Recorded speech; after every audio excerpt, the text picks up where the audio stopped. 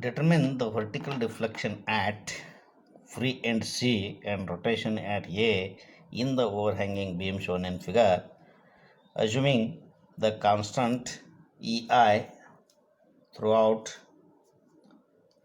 by using the Castigliano's method. Here this one is an overhanging beam. At A it is subjected, it is on hinge, and at B it is on roller and is subjected to a 3 kilonewton load at the free end. Here you have to calculate the slope at A and the deflection at free end. Now first one we have to calculate the deflection at free end.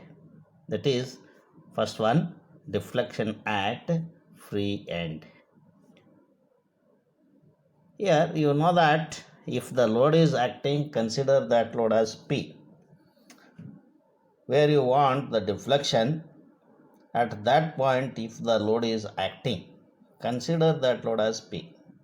Here 3 kilonewton load is acting at C in downward direction, then consider that load as P and then calculate the strain energy after the calculation of the support reactions and bending moment over the entire length of the beam.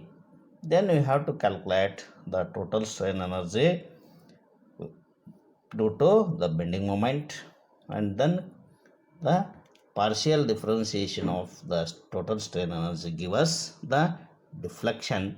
Then first we have to calculate the support reactions by taking moments about B that give us here some of the moments about B. This one is 6 meter, this one is 2 meter.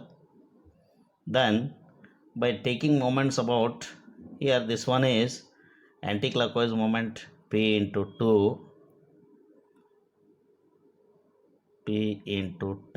this one is anti-clockwise. Then this one must be, this one is clockwise, not anti-clockwise, that is clockwise, this must be anti-clockwise. That equals RA into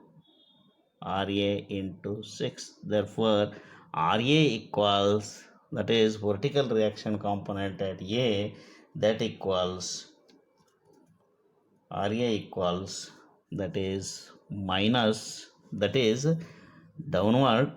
Here that one is downward, this one is RA, that equals P by 3, that one is downward.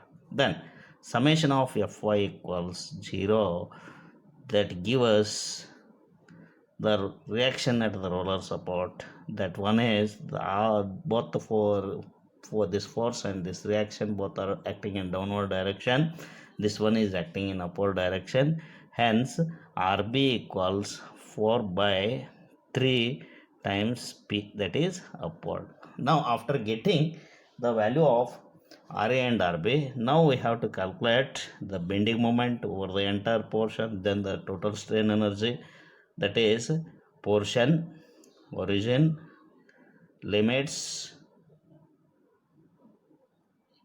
M, then EI is constant. Here there are two portions, one is A to B.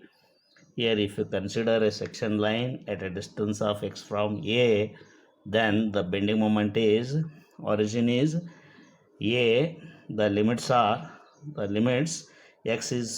x varies at 0 at A and 6 meter at B, then the limits are 0 to 6. The bending moment is, that is due to RA, that one is sagging bending moment, that is minus RA into X, that one is RA minus RA into X, that equals, here we have calculated, that is P by 3 into X, that one is negative. Then the flexural rigidity is constant throughout. In the next portion, if you consider a section line at a distance of C, either you may consider the left part, your calculation will become more. If you consider the right part, there is only one reaction in portion BC. Then the bending moment at section XX in portion BC, X is the variable, BC is the origin. The limits are x is 0 at C, then x equals to at B. Then the bending moment is, the load is only one load, that is downward. The bending moment is minus Px, that is also hogging. The flexural rigidity is I.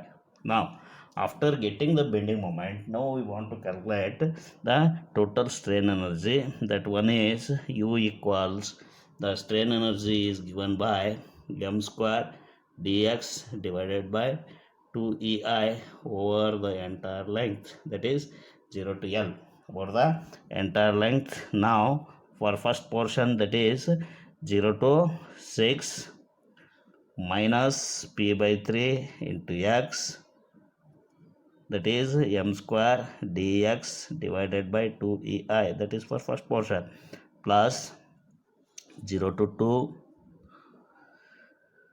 minus px whole square dx divided by 2EI, that is for second portion. Now then this equals, here p square by 9 1 over 2EI, then integration of x square dx. Then for second portion, that is p square divided by 2EI integration of x square dx. Then if we integrate and substitute the limits, this one is p square divided by 18EI, then x cube by 3, the limits are 0 to 6, plus p square divided by 2EI integration of x square is x cube by 3, then the limits are 0 to 2, then p square divided by 18EI, this one is 216 by 3 plus p square divided by 2EI into 8 by 3. Then here u equals, by simplification, this one is 18 3 ja 54, 54 4 ja, that is 4p square, 4p square divided by EI is one term, plus 4 by 3p square divided by EI is another term.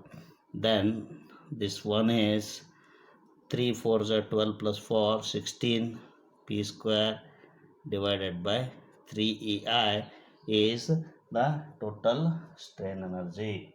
That one is total strain energy. Now we know that by Castiglione's theorem, if we differentiate partially this total strain energy with respect to P, that one is du by dp equals deflection below the point load. Here the load is acting at C, then dc, this equals, here now after getting the value in terms of P, substitute the value of P equals 3 kilonewton, that is given P equals 3 kilonewton.